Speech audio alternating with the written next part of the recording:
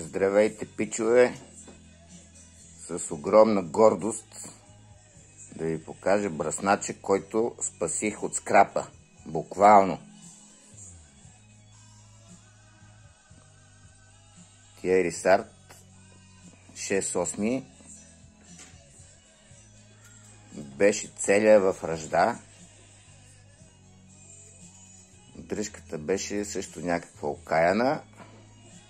Сега е като рицар в блестящи доспехи. С дръжка от седев. Изглеждащ чудесно. Остава и да бръсне чудесно, но това ще го разбера по-късно.